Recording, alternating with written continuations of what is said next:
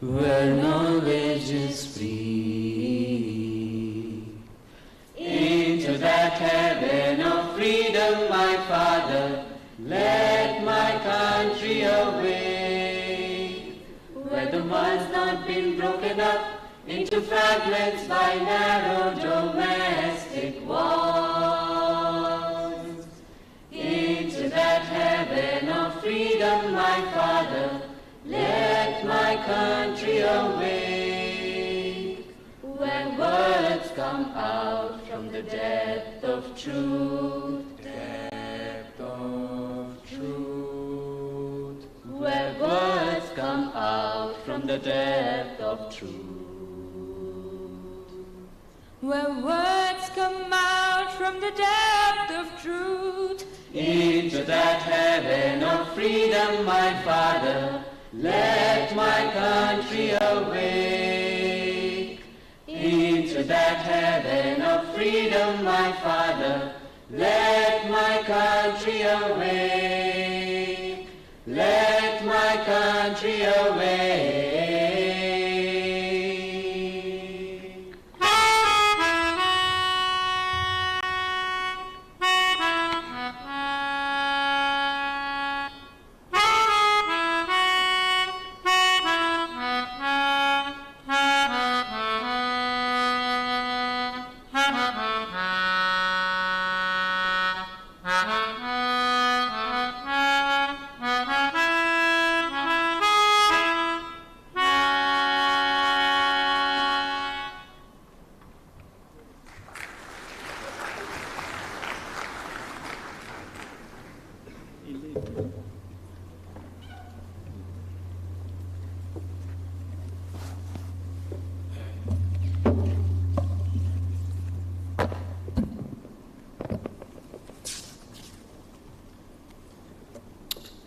Honorable Chief Guest, Sri Nandan Nilekani, Honorable Chief Justice of India and Chancellor of the University, Justice Sri Uday Umesh Lalit, Honorable Judges of the Supreme Court of India, Honorable Chief Justices and Judges of the High Courts, Honorable Chairman of the Bar Council of India, Sri Manand Kumar Mishra, esteemed members of the governing bodies, my invaluable faculty and staff, our proud graduating students and their families, good morning and a warm welcome to the 30th Annual Convocation of the National Law School of India, University, Bangalore.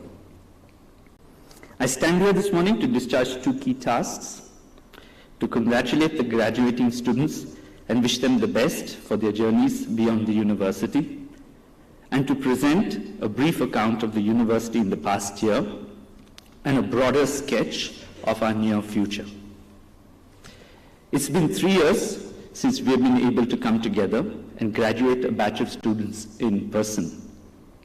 The last 2 COVID-affected years have taught all of us to place a premium on the time we are able to spend together, so we especially cherish this opportunity to gather here today to celebrate the university's most important annual academic ritual as we graduate 76 BA LLB honors graduates, 40 LLM postgraduates, 53 Masters in Public Policy postgraduates, 6 PhD candidates, 1 MPhil candidate, and 653 candidates from our professional and continuing education programs.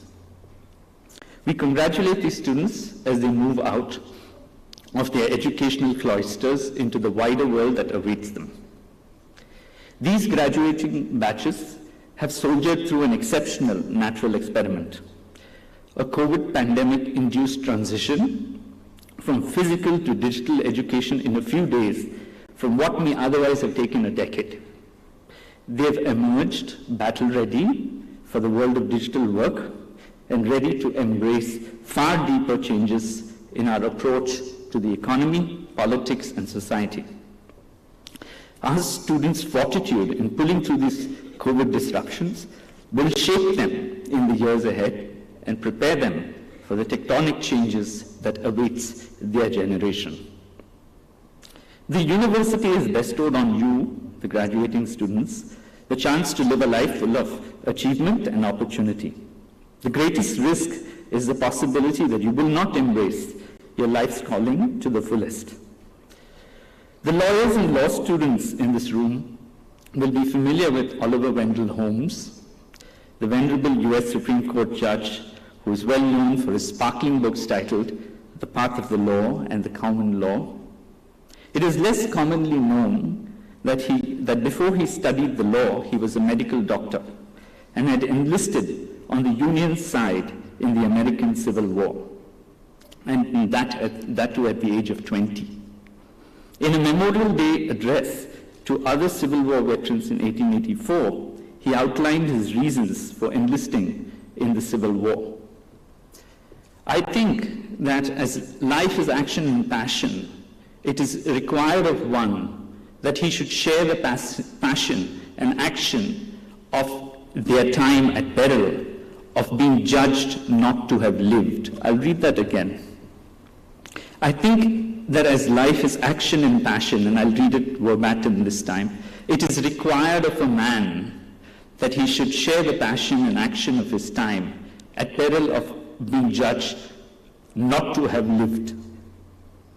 I trust that like Holmes, all of you will embrace the passion and action of your time. At the start of the 21st century, India revisits the challenge of our founding decade. Can we become more prosperous while remaining democratic and inclusive? Our Constitution posits that all three goals may be achieved simultaneously. As you choose the battles of your time, I trust that you will stretch yourself and extend the model horizons of your society in directions that will elevate and sustain us all. Your striving and endeavor will further enhance and dignify this university's role and purpose in our national life. Measuring a university's success is a difficult and contentious task. Rankings serve as a proxy measure. Often, sometimes, universities are built to measure up to ranking systems rather than the other way around. Despite these hazards, your university has consistently topped all available and credible ranking frameworks. We've ranked number 1 on the NIRF system 5 years in a row. Maybe this reflects the resilience of the NLS Bangalore model and its ability to reinvent and adapt to changed circumstances. But rather than explain our past and current rankings, I'd like to engage in a more critical self-reflection that hints at our future directions and promise. In academic year 21-22, NLSIU announced a new 3-year LLB honors program. We admitted students based on a novel admission test designed and implemented by NLS faculty. The initial cohort of 60 students has completed a term on campus, and we are delighted with the progress that they have made and the promise they have demonstrated. We are confident that NLS will transform the 3-year LLB degree in India in the 2020s, much like we pioneered and electrified a new 5-year BA LLB law degree in the 1990s. We certainly believe that a new curricular model and intense pedagogical practices in the program will put us on track towards a second transformation in Indian legal education. This academic year, we have continued expanding our student intake in the BA, LLB, LLM, and MPP programs. Significantly, we've reduced faculty-student ratios and the average size of the classroom from 80 to 60, even as we have expanded overall student intake. In the last year, we've redesigned the LLM and MPP curriculum based on feedback from faculty, students, and our recruiters. In academic year 22-23, we've begun a comprehensive redesign of the BA LLB program, which will result in a foundational reset of the program from academic year 2024-25. The National Education Policy proposes radical reforms in higher education with an accent on more multidisciplinary universities, programs, and larger university clusters. We are actively engaged in building such a university cluster with the Indian Institute of Science and the Indian Institute of Management in Bangalore. Individually, these institutions are already India's best academic institutions in their respective fields. Together, we will be in a position to expand our academic programs and research projects in new collaborative directions. We anticipate exponential rewards arising out of these collaborations, and early results should be available and visible this academic year. For National Law School to remain national, its students, faculty, and staff must reflect our national diversity.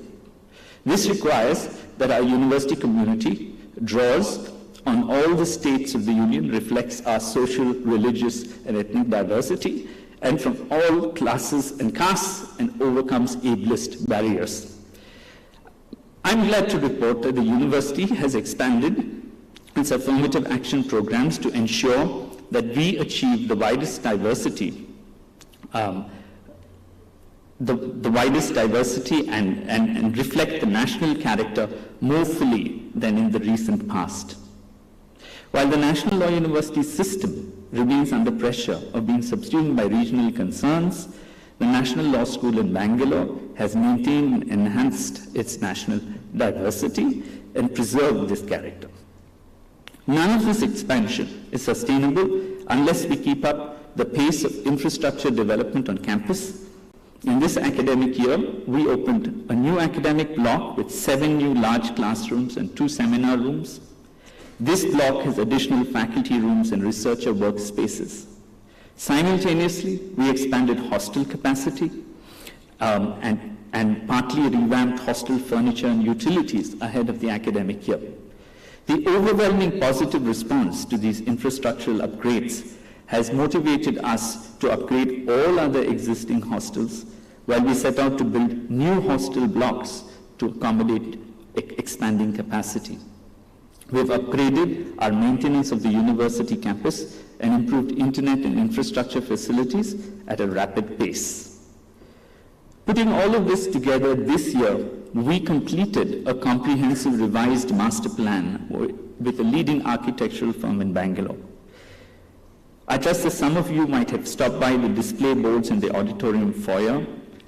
The General Council of the university had the opportunity to review and approve these plans yesterday, and we have developed through this process a bold yet responsible plan for the future development of the campus. The plan commits us to treading lightly on the earth and minimizes resource use. We will ensure universal access to all parts of the campus and improve the lived experience of the university community by integrating common spaces with academic and residential spaces on campus. While the full implementation of this revised master plan will take 3 to 5 years, the radical overhaul and redesign of the Sri Narayan Rao Melgiri Memorial National Law Library to expand capacity and to integrate adjoining open areas is already underway.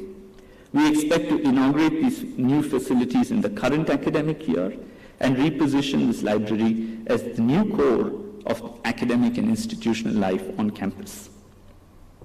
While NLS has pioneered legal education reform since its founding, it has also produced new and useful law and policy research that has anchored several areas of reform.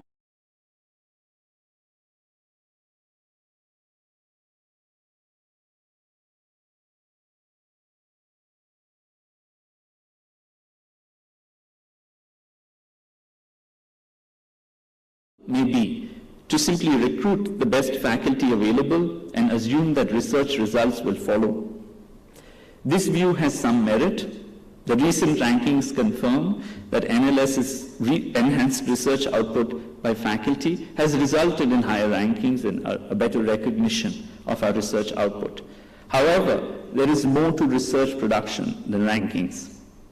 We've recruited a cadre of academic fellows beginning their academic careers with us. We have committed to recruiting dedicated research staff so that there are at least 2 researchers for every full-time member of the teaching faculty at the university. This is an aggressive and ambitious goal. It will take us 2 years to realize this target. At that stage, we are certain that the university's research and public interventions will begin to have an outsized impact on Indian academic and policy circles. The university has also launched a new unified publication platform. This research repository will initially host all the university peer-reviewed journals in an open access format that is digitally indexed in leading databases in India and around the world. This repository will transform access and visibility of our work, and we aim to make it the go-to portal for information on Indian law and public policy. In the years ahead, we will add a monograph series and other research outputs that will act as an invaluable public knowledge resource. In 2021, we developed a grand challenges model of research for the university. We identified 5 grand challenges for India in the 21st century that the university will mobilize resources and recruit staff to directly address. The climate crisis, state capacity in the rule of law, the labor transition, regulating technology, especially artificial intelligence, and legal system reform were the 5 grand challenges that we identified. These grand challenges require committed resources and university investments across decades. Unless we recruit research staff committed to groundbreaking work in these fields, India has a slim chance of developing a locally relevant model that can sustain global leadership. For such a grand challenges model to take root and thrive, we need an ecosystem that prizes developing robust knowledge solutions to urgent national and global problems. Currently, we don't have a government funding institution like the Defense Advanced Research Projects Agency or the National Science Foundation in the US, or a philanthropic funding imagination that prizes outcome-based research. The internet, autonomous vehicles, and supercomputing all emerged from the grand challenges set out by DARPA. Path-breaking scientific, social scientific, and legal research will not emerge from India unless we make investments in similar models now and sustain them for a couple of decades. At NLS, we hope to incubate, create, and then institutionalize these grand challenges research models and adapt them to the fields that we work in. We aim to collaborate with philanthropists, entrepreneurs, and the government to make this real by the end of the decade. If NLS is able to germinate and sustain the legal system reform revolution that India desperately needs, we would have delivered on our founding vision and promise. 3 years ago, in my first annual report, I emphasized the need for NLSIU to restore and revive the rigorous academic practices and frugal financial practices that allowed the university the autonomy to lead the legal education revolution in India. In the last 3 years, the university's governing bodies, ably led by our Chancellor and the Honorable Chief Justice of India, Justice Uday Umesh Lalit, and the Chairman of the Bar Council of India, Sri Manan Kumar Mishra, have pushed forward with such speed and purpose that in a short period, we have shored up our institutional foundations and are now ready to embark on a second phase of this university's development. In the years ahead, your university is ready to renew and reimagine its founding vision as a national and international leader in legal education and research. We will aim to become the institutional anchor around which the transformation of the modern Indian legal system and the public governance is built. Our graduating students are one large part of our contribution to national renewal and rejuvenation. The explosive growth in research capacities of the university will be the second driver of transformative institutional reform and growth. We welcome all of you to join us as we set out on this ambitious and challenging next phase of the National Law School experiment.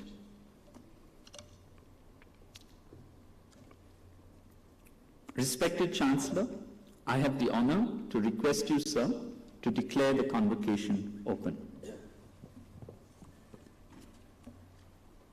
The 30th convocation of the National Law School of India, University, Bangalore, has been called to confer degrees upon the candidates who in the examinations held for the purpose have been certified to be worthy of the same. I now declare the convocation open.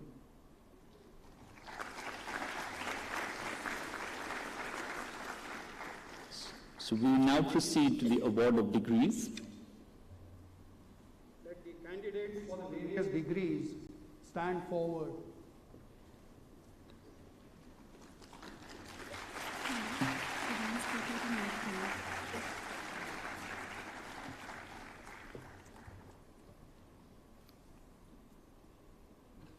Yes. Do you sincerely promise and declare that if admitted to the degrees for which you are candidates and for which you have been recommended, you will, in your daily life and conversation, conduct yourself as worthy members of this university? Let the candidates be now presented. Sir, I have the honor to present to you the candidates who are qualified for the degree of Doctor of Philosophy, to which I pray they may be admitted. Candidates taking the degree in person will please stand forward. Sir. By virtue of the authority vested in me as the Chancellor of the National Law School of India, University, Bangalore, I admit you, as also the candidates in absentia, to the degree of Doctor of Philosophy of this university. Mr. Abhijit Jayant Rohi.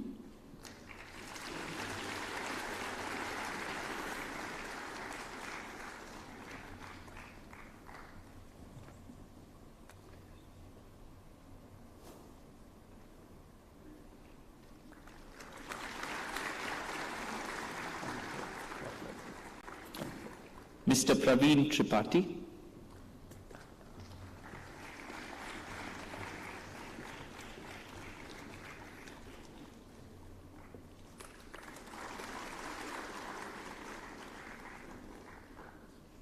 Mr. Sakshat Bansan.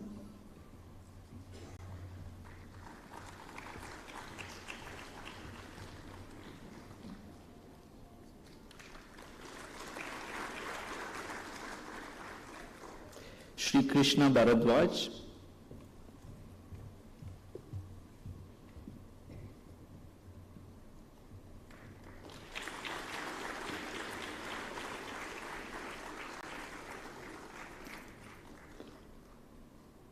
Vidya Ann Jacob.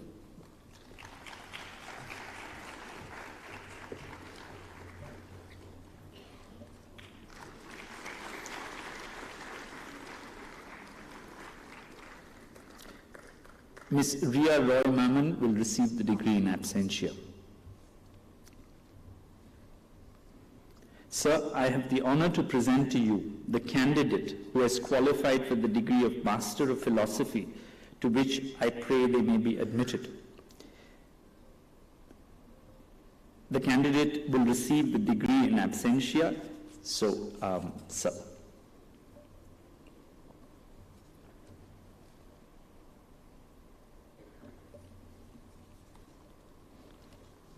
No. This candidate is in absentia. Okay, very well. Page 6. So, we just have to read out page 6.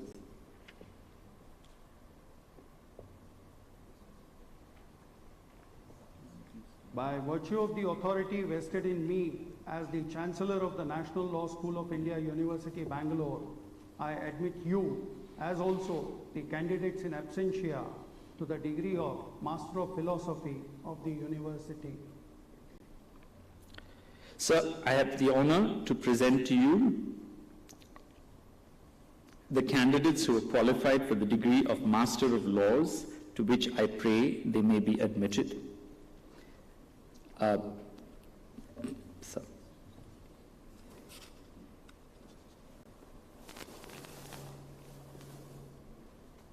By virtue of the authority vested in me as the Chancellor of the National Law School of India, University, Bangalore, I admit you, as also the candidates in absentia, to the degree of Master of Laws of the University.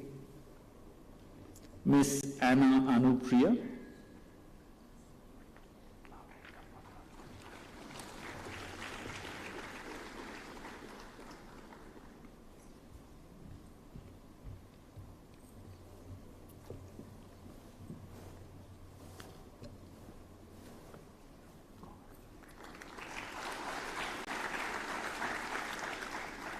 Miss Arzu Modi.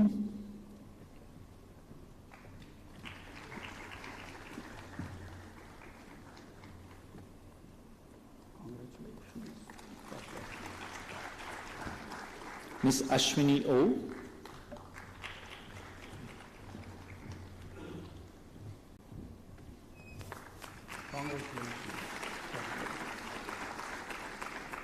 Mrinal Kutapa.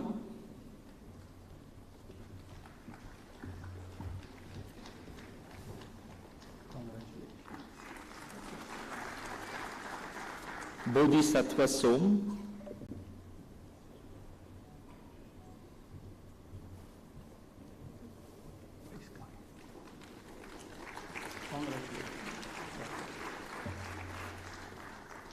Chandrakiran K.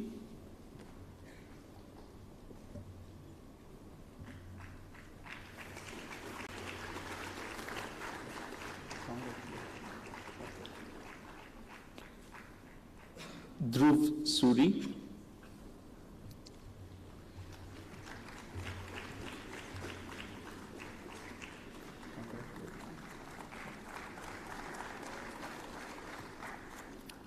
Divya Gautam.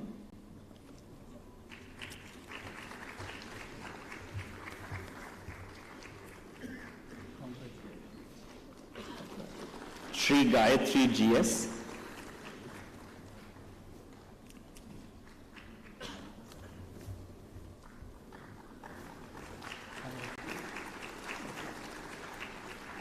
Mr. Harshit Jain.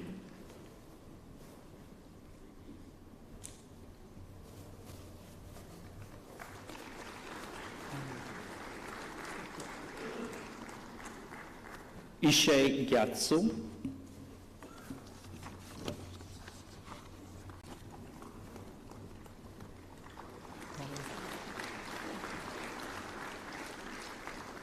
Miss Kanishka Singh.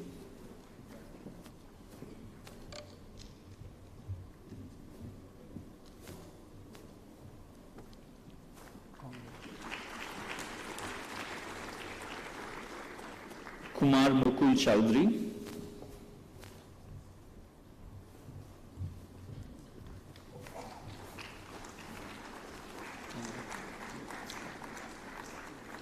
Mahesha C.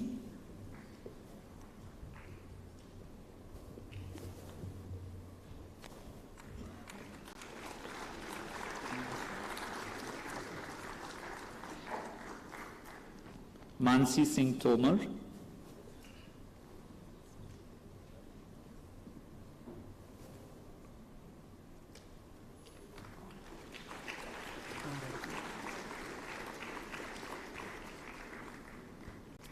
Mohit Kumar.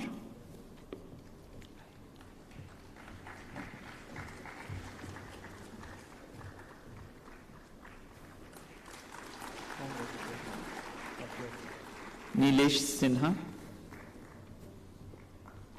Hi.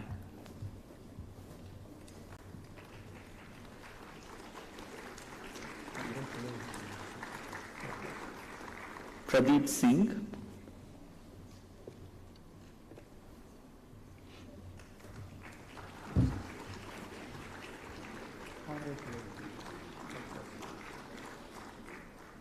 Priya Agarwal.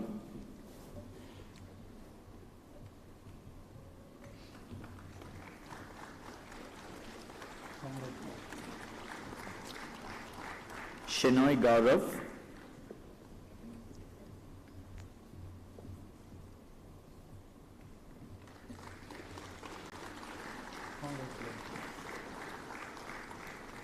Shri Venkateshwara Prasad,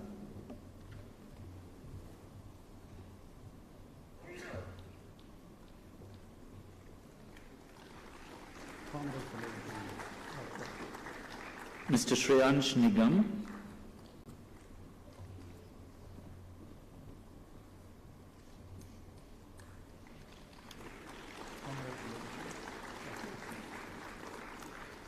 Shubham Mishra,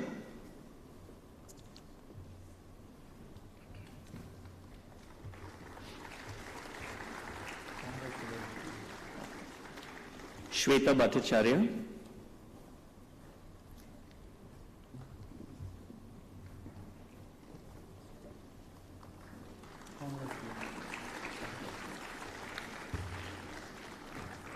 Tanya Razak,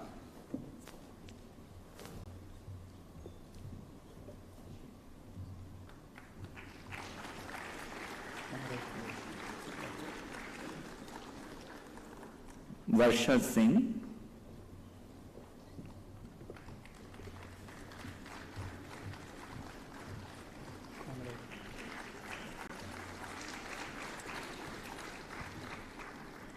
Yashvardhan Singh,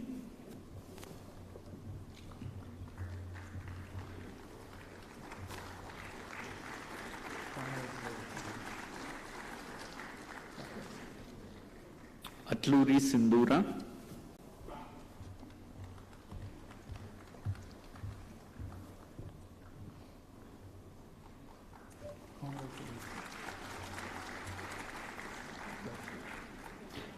Basava Kiran,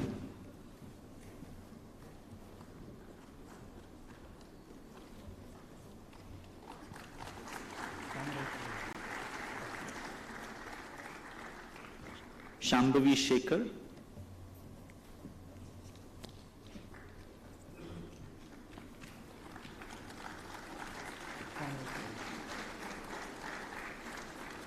Anamika,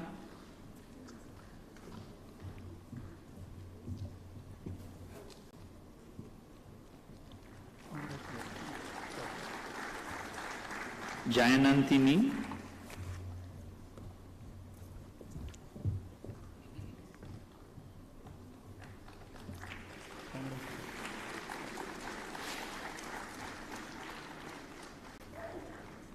Lakshmi Movar, not here. Oh, sorry. The Masters of Laws in Absentia, Miss Lakshmi Movar, Miss Nikita Swami, Miss Radha Meena, Miss Sneha SK, Miss Swati Mittal, Mr. Shubham Pandey, Miss Yavnika, and Mr. Amit Castellino.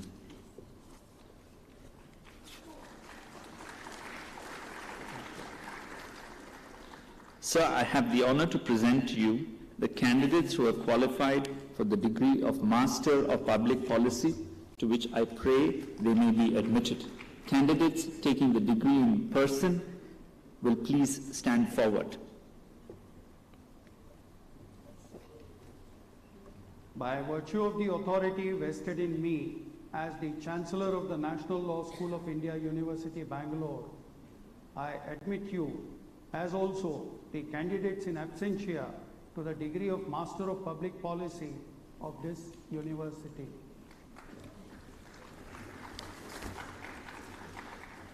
Aditya Bandare,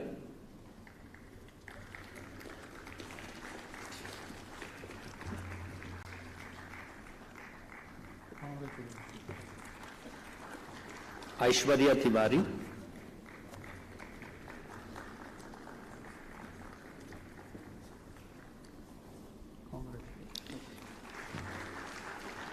Anika Ashraf,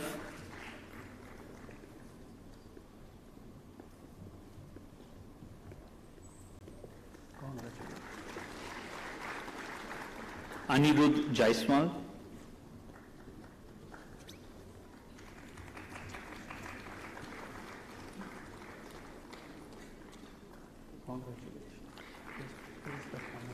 Anun Sood,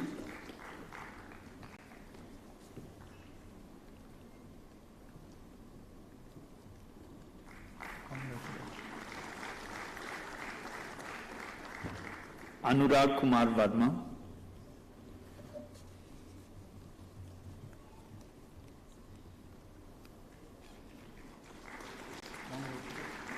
Bhavana B.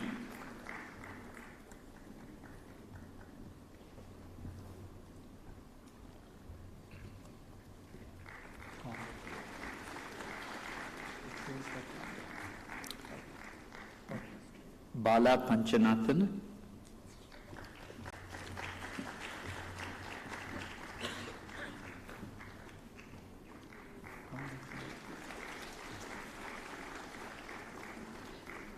Bhatt Chaitanya Uday.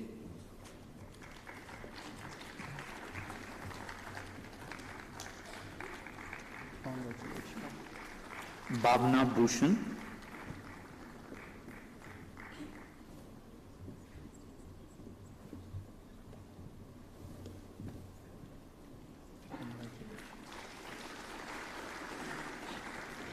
Chavan Tanmay Ramkrishna.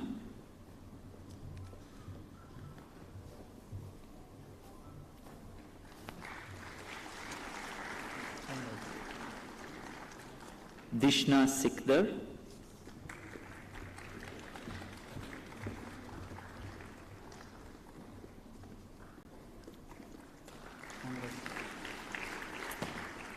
Himani Chauhan.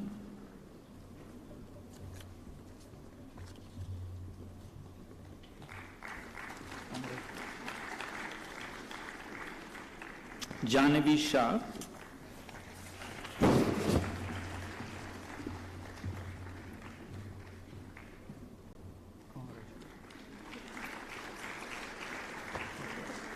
Kamaje Ankita Rao.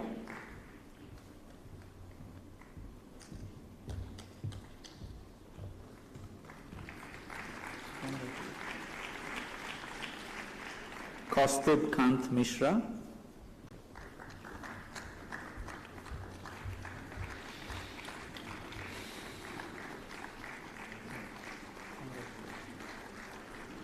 Kishan R.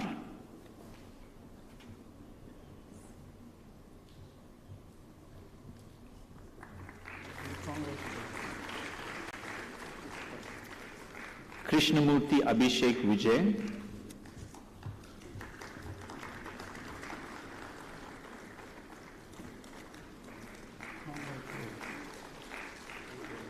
Kulseen Singh.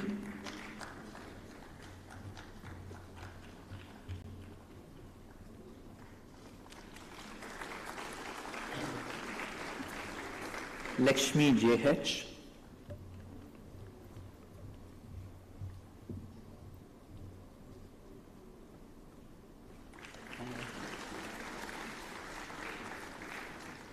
Muhammad Mushko Ramesh.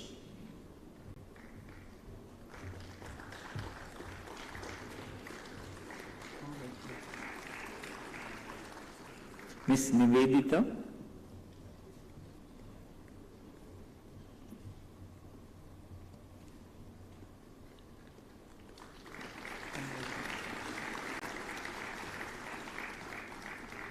Pramiti Lonkar.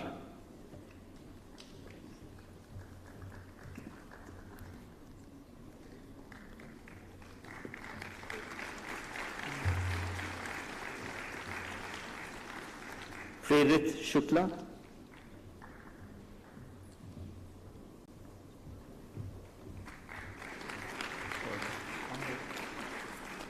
Mr. Rahul Singh.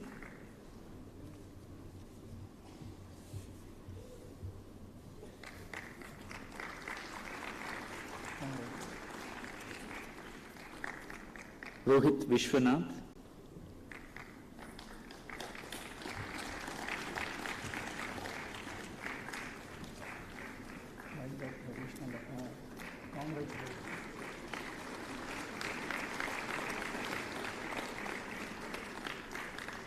Satyamitran Guruhari.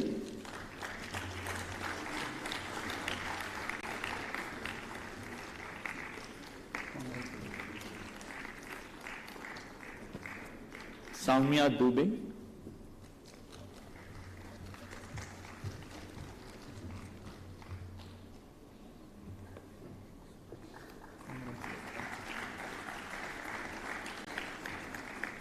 Shubham Phatak.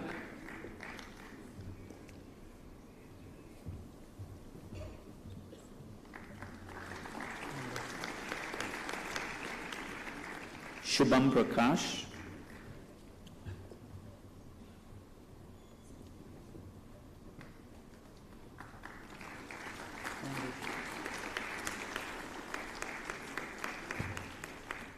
Shubhama Singh,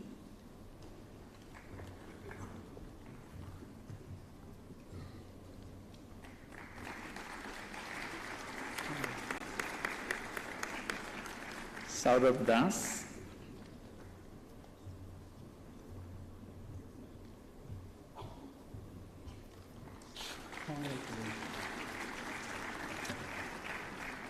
Srinidhi Balaji,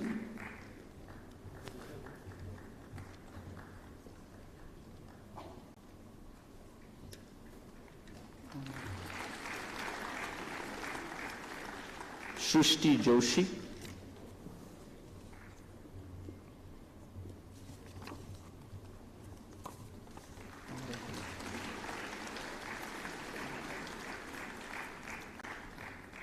Tanmay Juyal,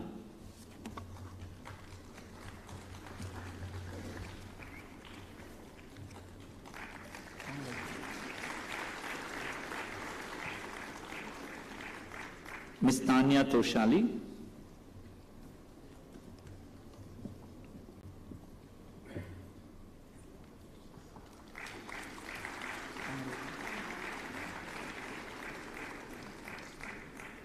Uday Pratap Jain,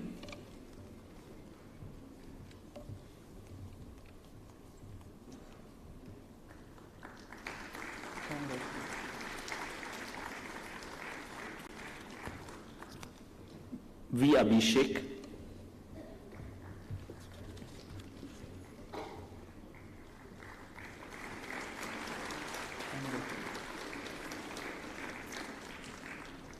Vidhi Narang,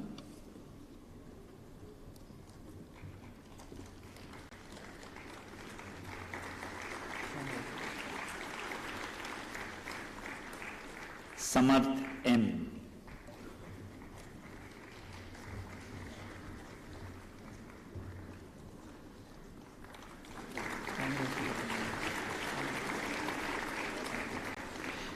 The following candidates will receive the degree in absentia: Mr. Ankit Vasudevan, Mr. Archit Bhatt, Mohammad Dilshad Ahmad, Mutyanola Sai Krishna, Neha Pandey, Radhika Sharma, Shivi Grover, Shubhankar P, Suman Khasana, Vaishnavi Bhaskar, Hajara J. Hemant, Zahra Afreen, Nayak Rohan Sandeep Vishakha, and that's right.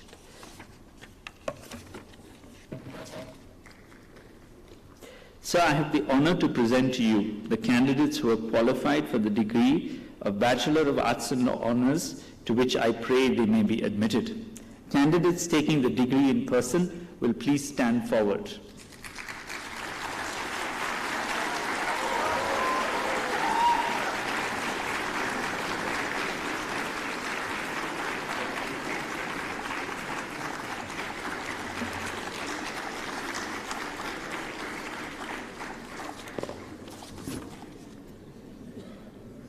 By virtue of the authority vested in me as the Chancellor of the National Law School of India, University, Bangalore, I admit you, as also the candidates in absentia, to the degree of Bachelor of Arts and Laws honors of this university. Ms. Aishwarya Singh,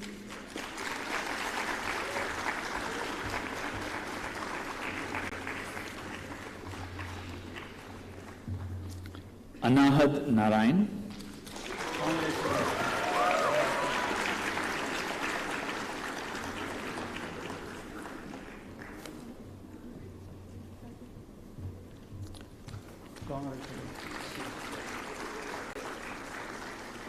Anindya Khanan,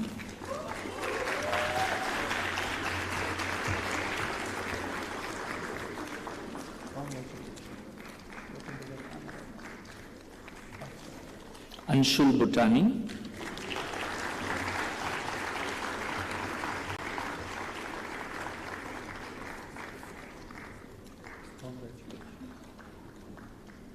Arjun Singhal,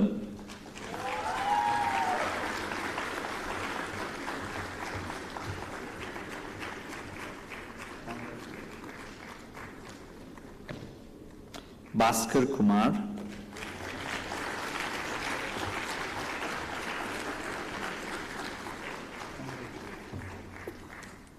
Bihan Pandey,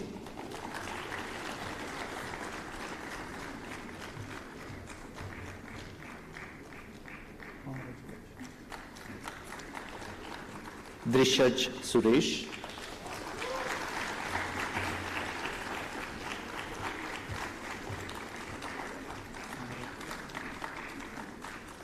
Divyanshu Dev,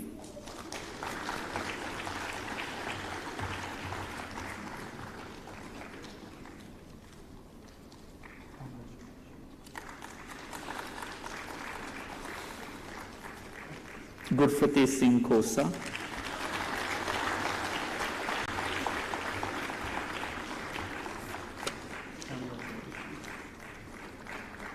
Harshit Goyal,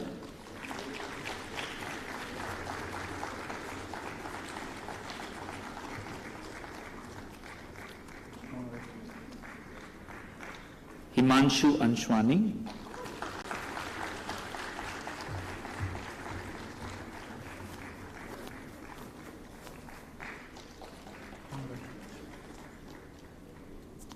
Hruday PB,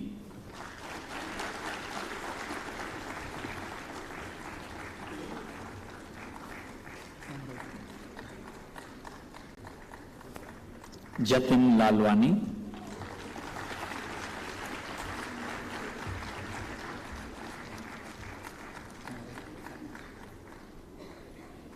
Kabir J,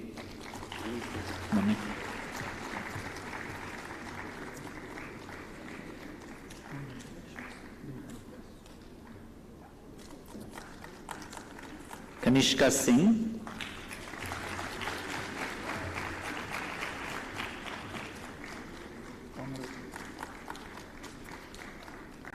Kushi Maheshwari,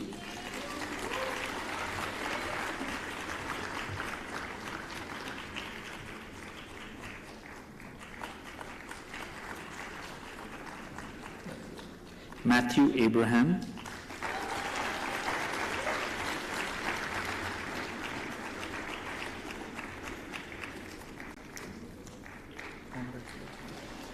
Megha Khandelwal,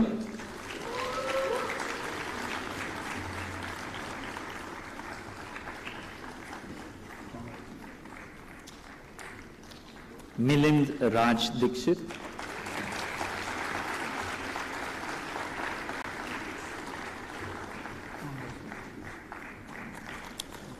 Mohit Kumar,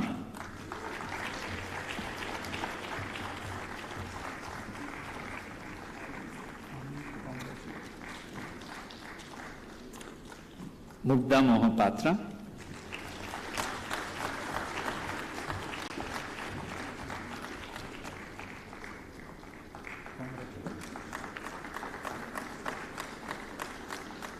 Niharika Roswal,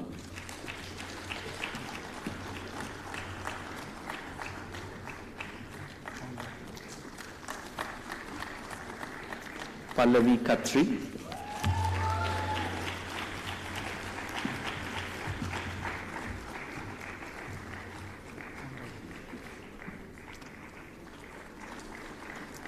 Ananya Harshad Patwardhan,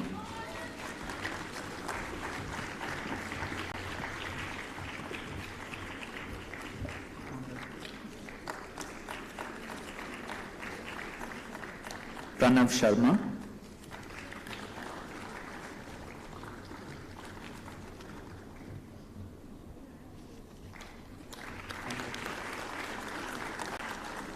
Pranav Dhawan,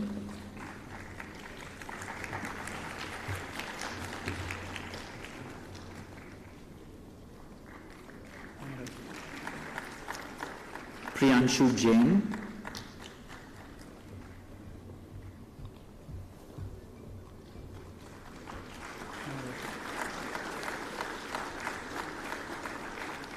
Radhika Sarda,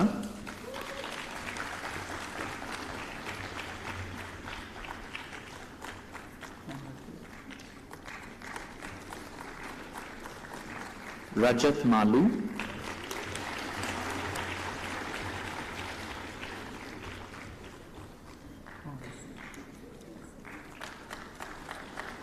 Ria Elizabeth Paul,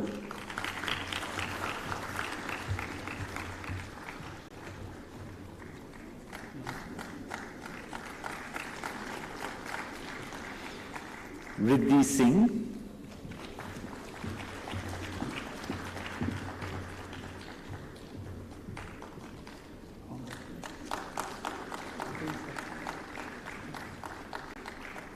Riddhi Rajeshwar Swami,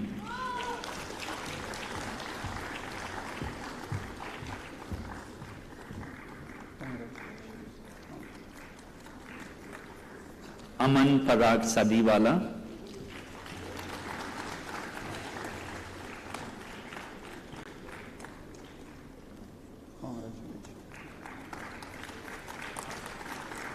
Sajid Anikal,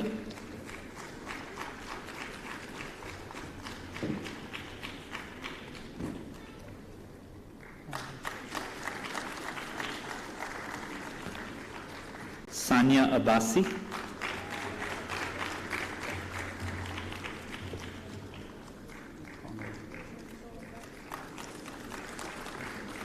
Satvik Khatri,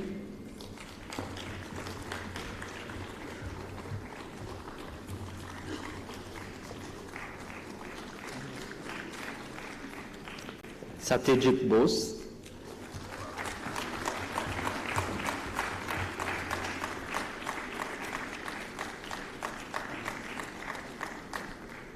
Saurabh Gupta,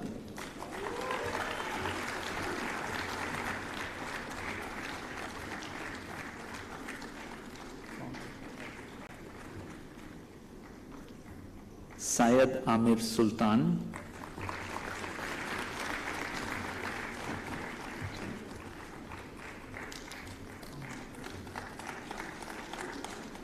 Vihit Ashish Shah,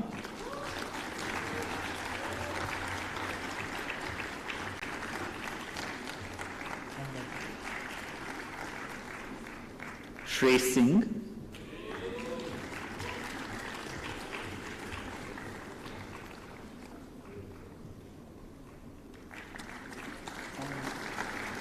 Shreya Gajbiyeh,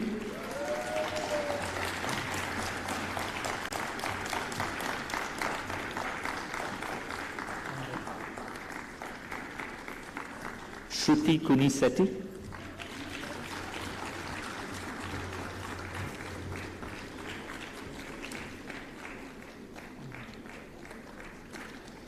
Snehal Kunwar Singh,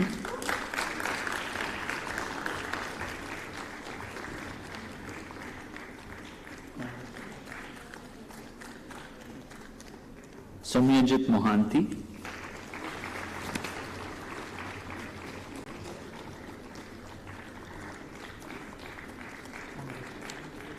Saumil Janwar,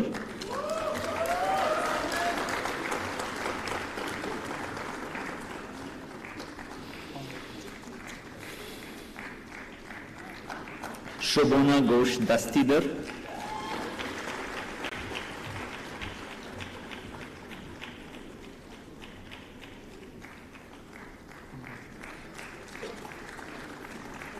Subhashini Damodaran,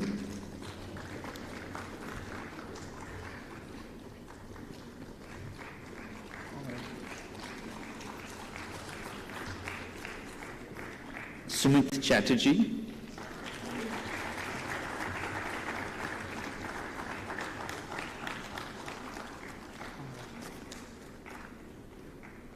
Surbhi Soni,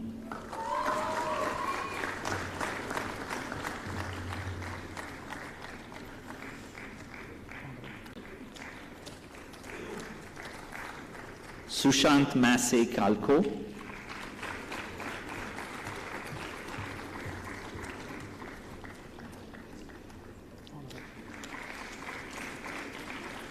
Vaditya Nikhil,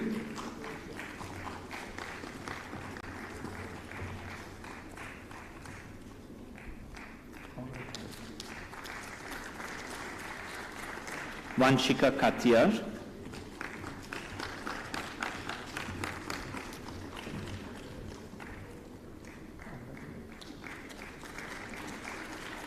Vignesh R.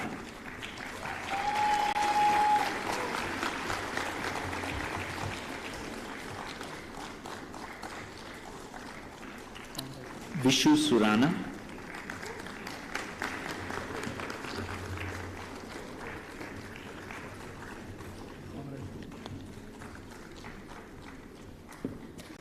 Vishwanath Biju Nair.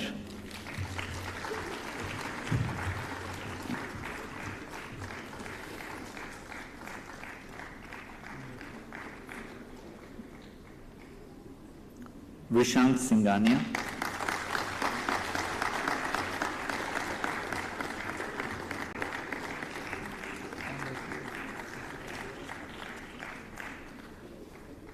Yusuf Tariq.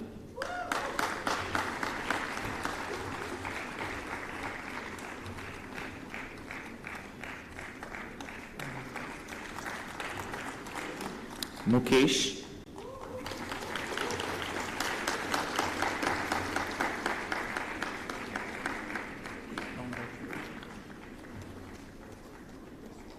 Tarun Singh Rathore.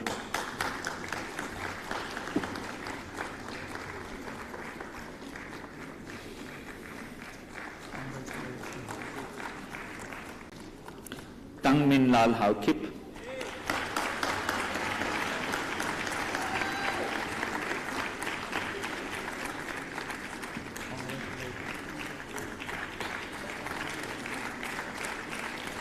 Chandresh Goyal.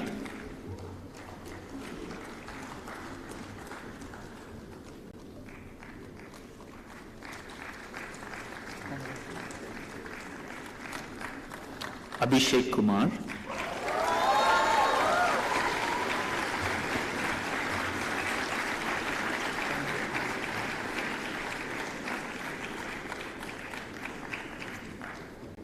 Ananya Ghosh.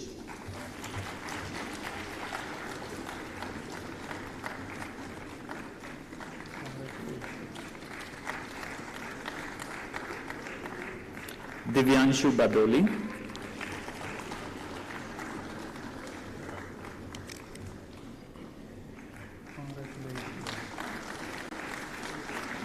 Sri Ramani Pandu.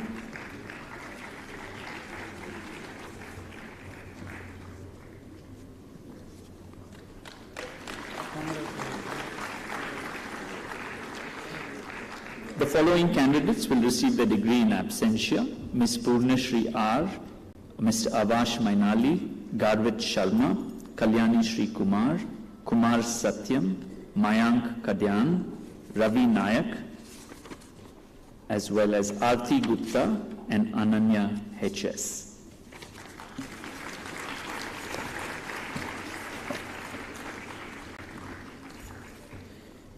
Sir, I have the honor to present to you the candidates who have qualified for the degree of Master of Business Laws and the respective postgraduate diploma, to which I pray they may be admitted.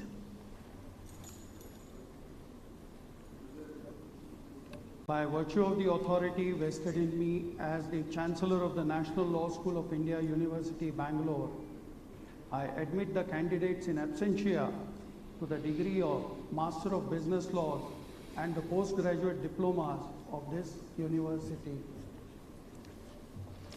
These are 653 candidates in absentia. We will sign the record of degrees, is that right, with the Chancellor.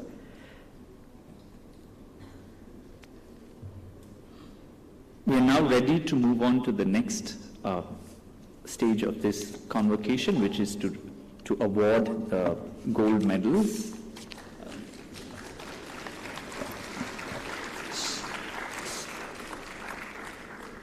I will begin with the gold medals in the 5-year integrated BA LLB program. The first candidate is Mr. Vishant Singhania, who will receive the Indira Khaitan Medal for University First Rank, Sarla Birla Medal for Overall Topper, Shanbog Raghavendra Rao and Subbalakshmi Memorial Medal for Best Outgoing Student, Singhania and Company Medal in Law and Economics, Justice Alvaro Dias Medal in Jurisprudence, Justice V. Govindarajachari Medal for Meritorious Student, late Shri S.C. Javali Medal to the Best Outgoing Undergraduate Student instituted for Srimati Lata and Mr. P.U. Bavikatti. Vishang Singania.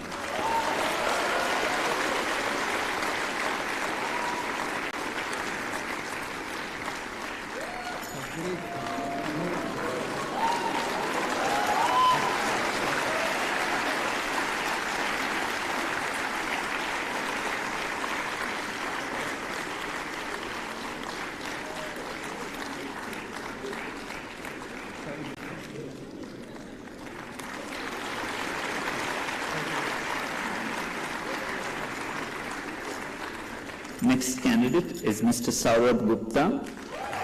The Basant Kumar Birla Medal for the second rank student, the late A.V. Gopalkrishna Bhatt Memorial Medal for the second ranks, Mr. H.V. Subbarao Medal in Contracts Law, Ms. K.G. Pramila and D.C. Tamanna Medal in Transfer of Property Laws, K.B. Junjunwala Medal in Constitutional Law, the Datlal Junjunwala Medal in International Law, the Lakshmi Devi Junjunwala Medal in Criminal Law, and the Professor Uday Raj Rai Medal in Constitutional Law. Saurabh Gupta.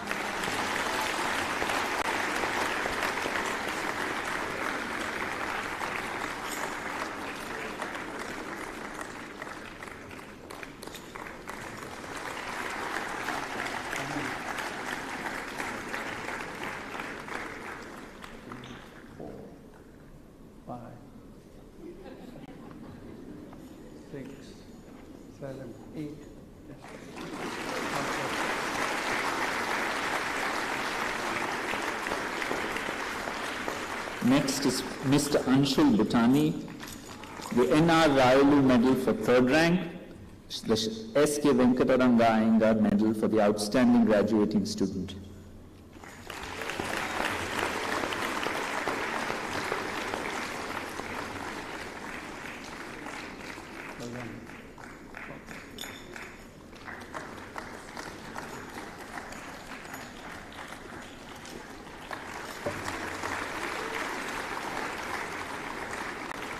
Ms. Pallavi Khatri,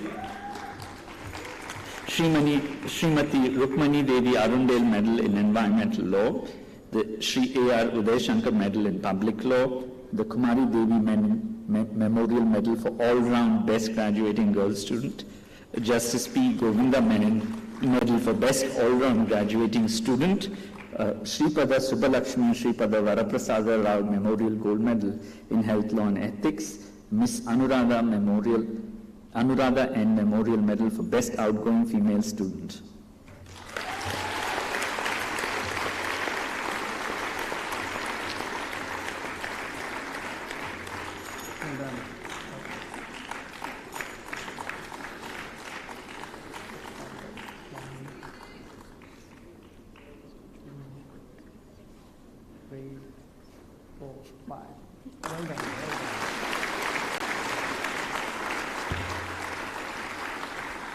Mr. Saumil Janwar, D.V. Gundappa Medal in Professional Ethics, Professor P. Shivshankar Medal in Intellectual Property Law, Professor Gopal Krishna, K.C. Gopal Krishna and Srimati Sarojini Gopal Krishna Medal, Gold Medal in Taxation.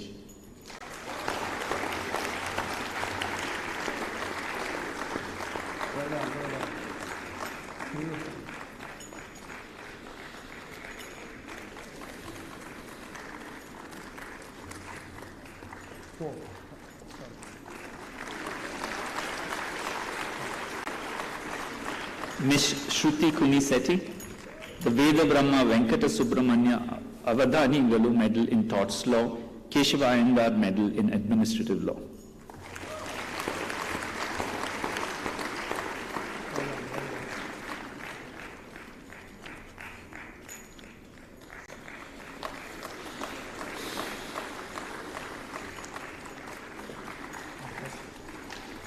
Ms. Vishu Surana, Sitaram Junjunwala Medal in Business and Corporate Laws, the Sri K.I. Bhatta Memorial Medal for Most Deserving Female Student.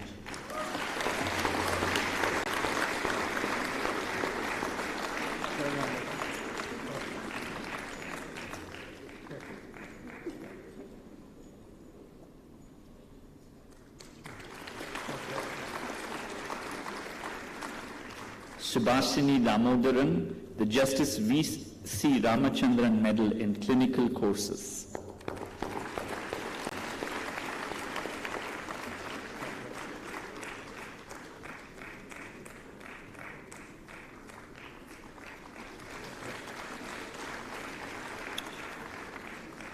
Gurfateh Singh Khosa, Mrs. Madhu Basin Noble Student Award for Legal Aid Clinic.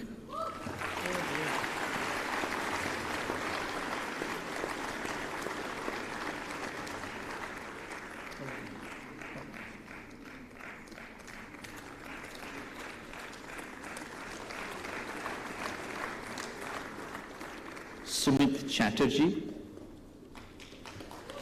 the Best Student Advocate Award.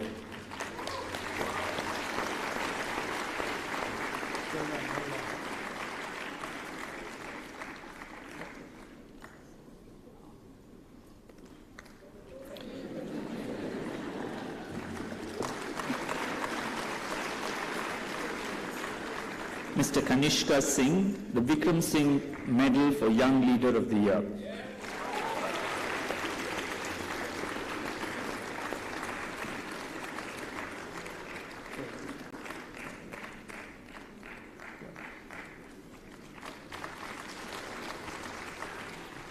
Ms. Riddhi Singh, the Vice Chancellor's Prize for Outstanding Personal Achievement.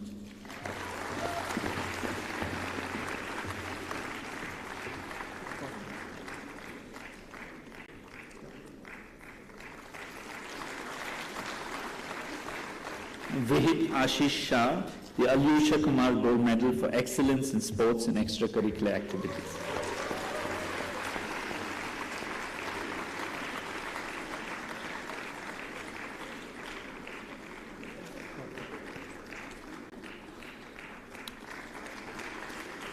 We now turn to medals in the LLM program. Mr. Yashwardhan Singh, the Hunasaga Alli Muttanna Parvatama Medal for securing the highest CGPA in the LLM. The Sitaram Jindal Foundation Gold Medal for Best Dissertation. The Nani Palkiwala Gold Medal for securing highest marks in the LLM course in Comparative Law and Governance. Yashwardhan Singh.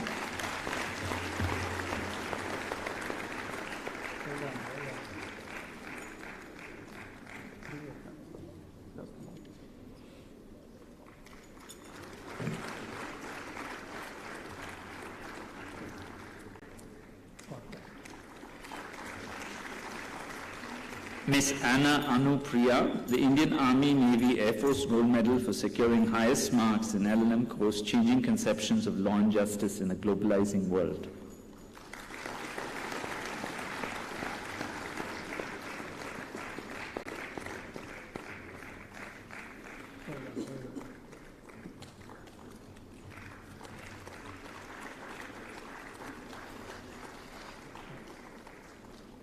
Mr. Harshit Jain, not here. Mr. Harshit Jain and Ms. Lakshmi Mowar will receive their medals in absentia. Oh, Harshit has shown up. So, Harshit, please. Mr. Harshit Jain for the Mrs. Chandra Sriram Gold Medal for securing highest marks in the LLM course on research methodology.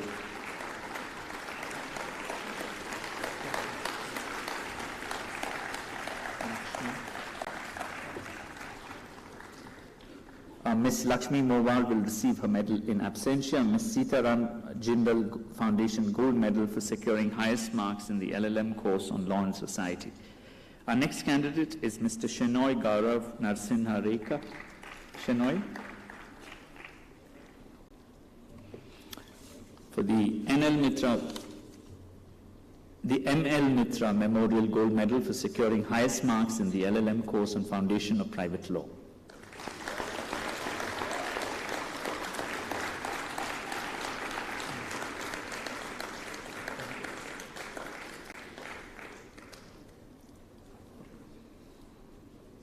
Ms. Kanishka Singh, the ML Mitra Memorial Gold Medal for securing highest marks in the LLM course on Foundation of Private Law. It's jointly shared. Please.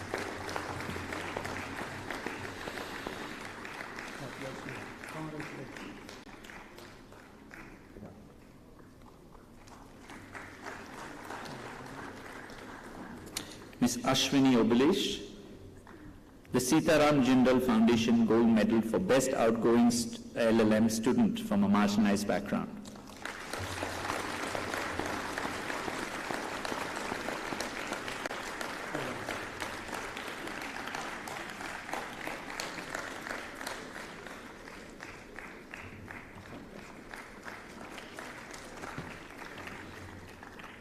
Now for the medals of the Masters of Public Policy program, Mr. Saurabh Das.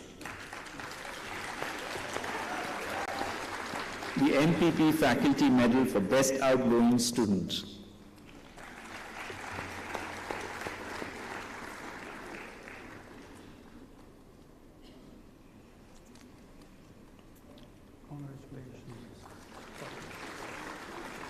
Ms. Vishna Sikidar, Best Dissertation Award for the MPP program.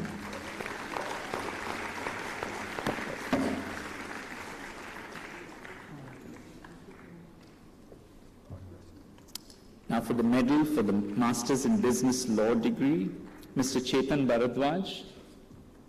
The Mr. P.K. Das Memorial Medal to the best student in the Master of Business Laws program.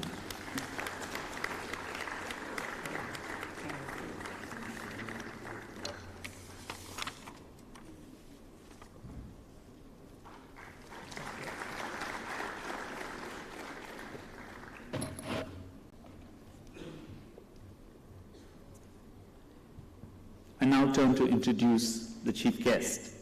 Nandan Nilekani is the co-founder and chairman of Infosys Technologies Limited.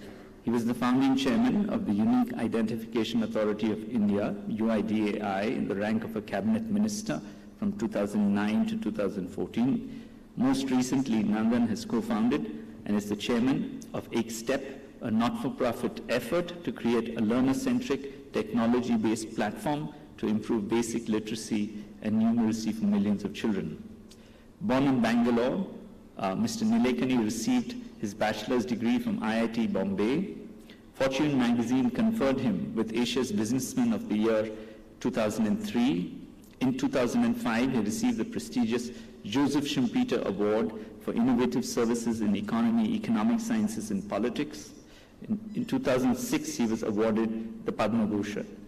He was also named Businessman of the Year by Forbes Asia. Time magazine listed him as one of the 100 most influential people in the world in 2006 and 2009. Foreign Policy magazine listed him as one of the top 100 global thinkers in 2010. He won the Economist Social and Economic Innovation Award for his leadership of India's UIDAI. In 2017, he received the Lifetime Achievement Award from ENY. CNBC TV 18 conferred him the India Business Leader Award for Outstanding Contributor to the Indian Economy in 2017. And he also received the 22nd Nikkei Asia Prize for Economic and Business Innovation in 2017. He has been inducted as International Honorary Member of the American Academy of Arts and Sciences in 2019. Nandan Nilekani is the author of Imagining India. He co-authored his second book with Viral Shah, Rebooting India, Realizing a Billion Aspirations, and co-authored his third book with Tanush Bhojwani, The Art of Bitfulness, Keeping Calm in the Digital World, released in January 2022. Respected sir, I have the honor to request you to deliver the convocation address.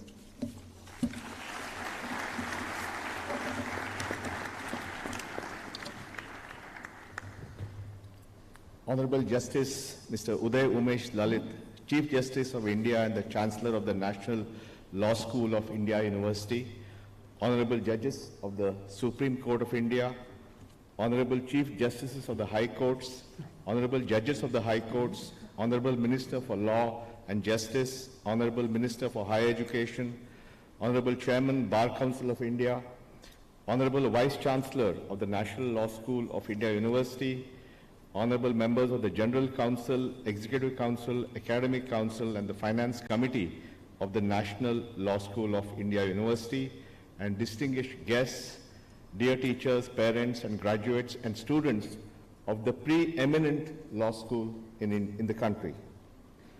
My acquaintance with this institution and its graduates began almost from the very first batch. Rahul Mathan of the batch of 94 has been a person I've turned to for many a legal issue, particularly around technology and privacy. Deepika Moghli Shetty of the batch of 97 has worked with me for over 13 years. Samuel Money of the batch of 98 was a senior Infosys lawyer while I served as the CEO. M.S. Srikar, also of the batch of 1998, was my private secretary when I joined the government in 2009 and my trusted advisor and guide as I navigated the intricate corridors of Sarkar. And more recently, Argo Sengupta at Vidhi of the batch of 08, Gautam John of the batch of 2002 leads our philanthropic work, and Sachin Malan, also of the batch of 2002, who co-leads Agami, and of course Sajan Puvaya, who is on your executive council. From them, I followed the stories and broad arc of the growth of this institution. So when Sudhir invited me to be a convocation speaker, I felt some sense of familiarity to soften the nervousness of standing before you and the legal luminaries in attendance and sharing something of meaning. As I usually do, I turn to your history to better understand this institution. There I learned then that when Padma Bhushan N.R. Madhava Menon founded this institution in 1986 and inspired a new generation of NLUs, he aimed to create social engineers. The term fascinated me because he could have easily left it at better lawyers, given that classic legal education needed a big overhaul. But he went further and conceived of social engineers, the second word being one that I'm somewhat familiar with. What did this term mean, this social engineer? Not easy to say 4 decades down the line, so let me use the golden rule of statutory interpretation, a phrase you're no doubt familiar with, and say that an engineer is someone who can design and build better structures and systems. And by extension, a social engineer is one who can design and build better social structures and systems. To think that this man in the mid-80s was conceiving a law school devoted not to creating able legal representatives and deal makers within existing systems, important as they are, but to those who can instigate or create better systems, made me appreciate his vision all the more. My tenuous act of interpreting this mission has some anecdotal support. At a public event in 2013, Menon identified Nupur Sinha of the batch of 1994, Executive Director and founding member of the Center for Social Justice and the Indian Institute of Paralegal Studies in Ahmedabad, and who really engineered the concept of paralegals in grassroots justice systems as his model graduate. Today, that mission of the institution as graduates is more important than ever. The structures and systems that we depend on are, for the most part, wholly inadequate for the needs of today. This is not to suggest that they never were, though some fall in that category, but that the world has changed so much and so fast that new approaches are sorely needed. Today, we can't imagine going to a bank and filling up forms in triplicate to get a small loan. On your phone, you can permit your bank to share salary information with the loan provider and avail of a reasonable sized loan in minutes. Every month, you respond to the request for the EMI payment on your payment app, and that's how it's done. The payment system UPI processes over 6 billion transactions worth over rupees 12 trillion in August of this year. Neither can we imagine waiting till 8 p.m. for a story to break on a major news channel or the next morning's newspaper edition. The cycle of news is now seconds, not hours. And news is made across several different platforms by millions of creators. The media outlet Lallantop puts out video news snippets on the YouTube channel. Their bio says we talk about both Adele and Goody the Squirrel.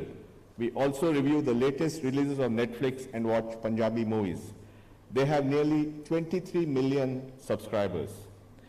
So it's not just the reinvention of structures and systems inside government that we're talking about, but industry and civil society as well. The age of innovation is upon us, and we must recognize this is not just an opportunity, but a responsibility. The lack of effective systems and structures affect the poor and marginalized the most and widen the opportunity gap. If we do not rise to the occasion, the eventual price will be paid by all of society.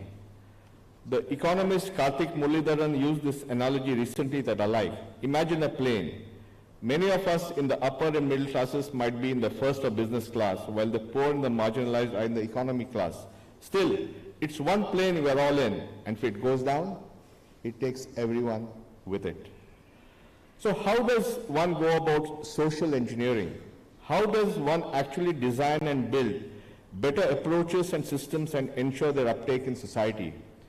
I'm afraid there's no proven script, and often those you think should know do not. Yes, many books give you some piece of it, but in my experience, no formal education prepares you for the thing itself. Only by walking the path and failing a few times can you learn. I should know. In the 2014 general elections, I stood for elections for the Bangalore South Lok Sabha seat. I had had a successful career at Infosys from 1981 to 2009, and then topped it with a productive stint in the government in the rank of a cabinet minister from 2009 to 2014. So the fact that I had succeeded in two very different worlds, industry and government, had imbued me with hubris. Surely I could master this too. I lost the election. It was quite a blow to my self-confidence because it's such an extremely visible public rejection at scale. Suddenly, everything I had done before was flipped on its head. The headline of the Financial Express the next day began, Nandan Nilekani loses unique identity. Seriously. In retrospect, I dodged a bullet. I licked my wounds and thought more deeply about what I did know. The effective use of technology at scale, building effective coalitions, and playing the long game. There have been many learnings in these numerous journeys. Still, the ones I've grown to respect the most are the how-tos, the nitty-gritty of making a new idea stick, the art of taking people along, engaging and motivating people more brilliant than myself, creating common ground for often competing perspectives, and the personal resilience to endure the inevitable ups and downs of making an idea become a reality. Let me share a bit of a time-tested approach that has worked for me. I begin with making a good mental picture of what the end state could look like and map the path from where it is to where it should be. Along with the early collaborators, I publish a white paper or strategy document so that the end goal is public and other enthusiasts out there can get involved. You never know where a great collaborator could come from. We try to create a positive coalition for change that is constantly bringing in new people and viewpoints. We create a compelling narrative of the change as to why it is good, required, and urgent. Finally, things will change, we will make mistakes, and what determines what we do with our mistakes is the quality of leadership. So we surround ourselves with good leaders and partners who are dedicated to the mission and empower them to lead themselves and each other in an environment of creativity and collaboration. In 2015, I co-founded XTEP Foundation with Shankar Maravada and Rohini, my wife, also, I guess, a political act. XTEP aimed to leverage technology to improve literacy and numeracy for 200 million children in India. Initially, we thought of creating game-based learning experiences focused on teaching basic concepts of literacy and numeracy. Games playable on even the most affordable mobile phones to maximize the reach and accessibility.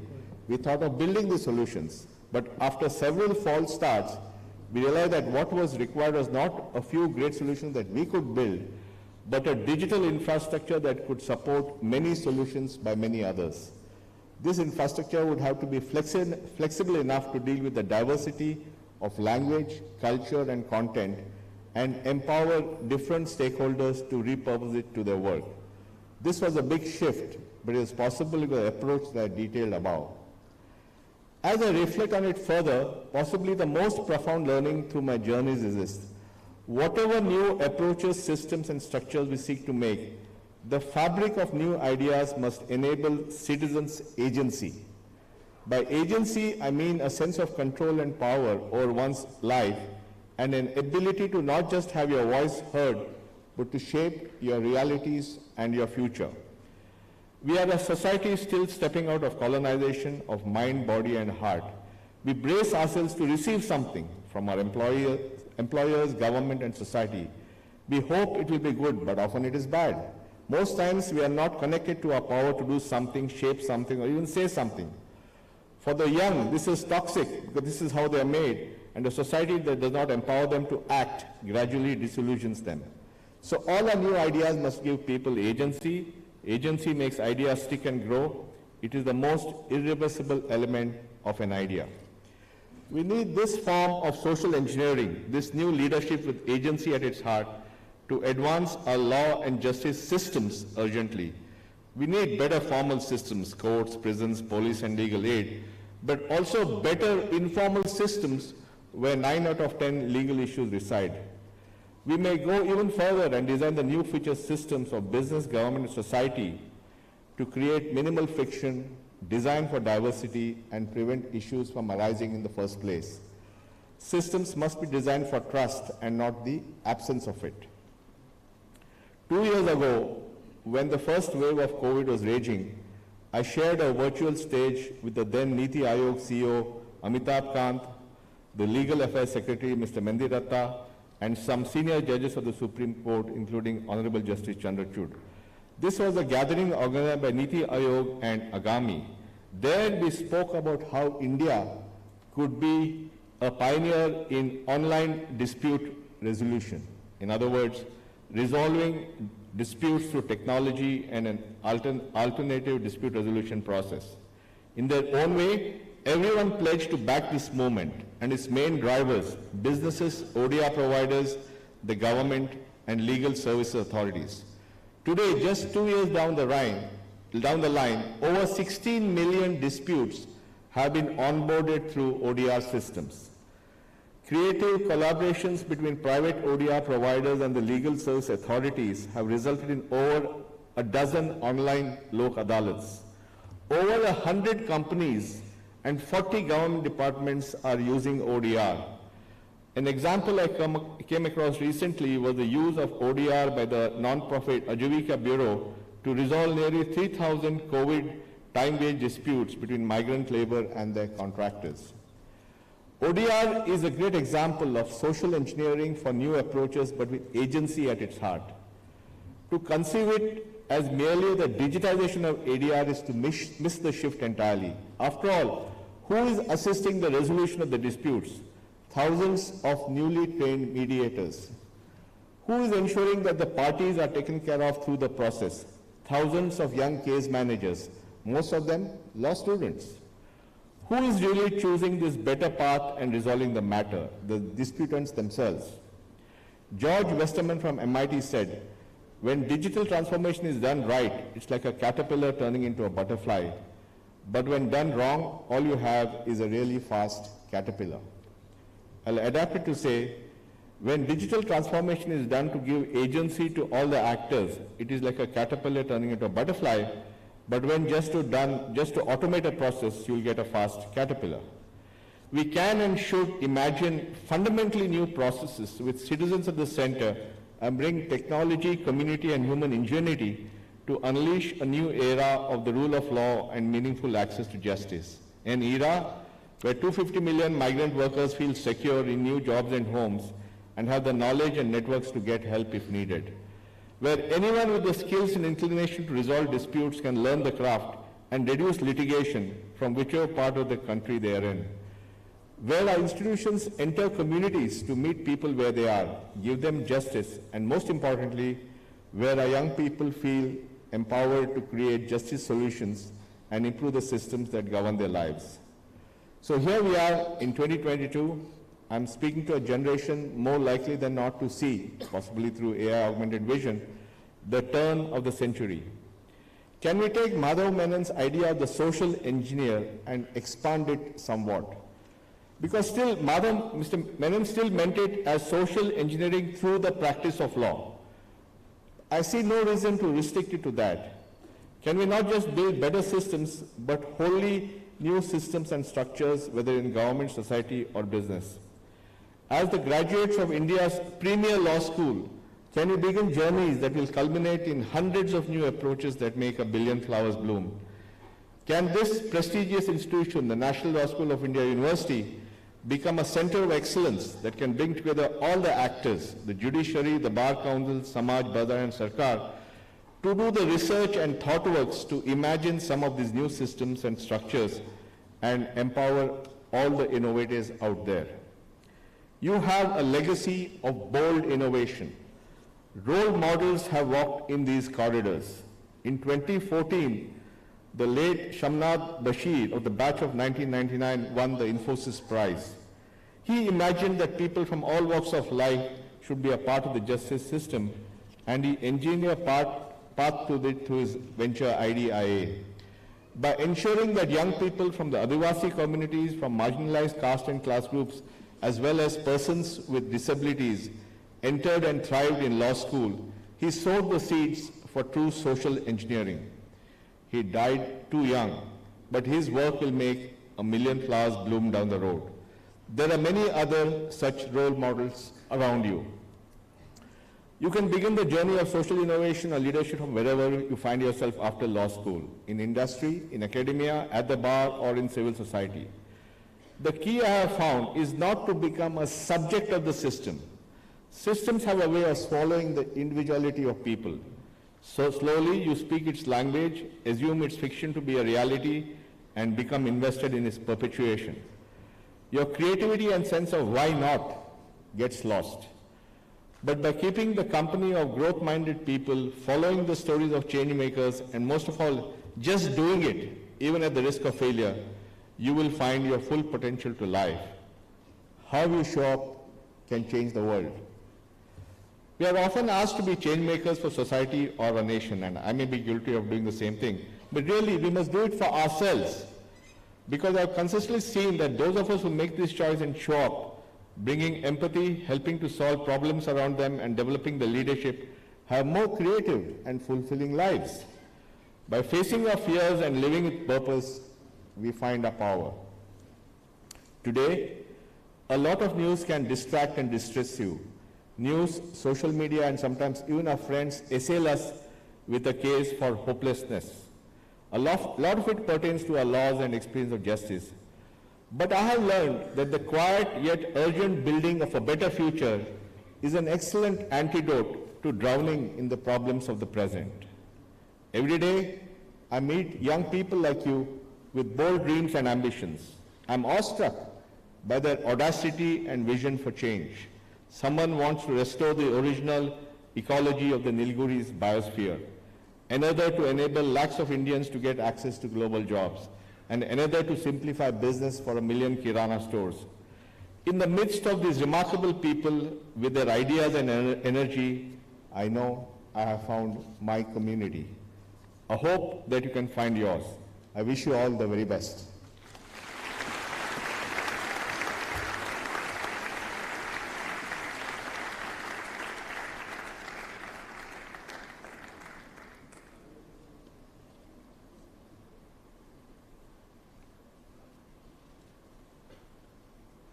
Ladies and gentlemen,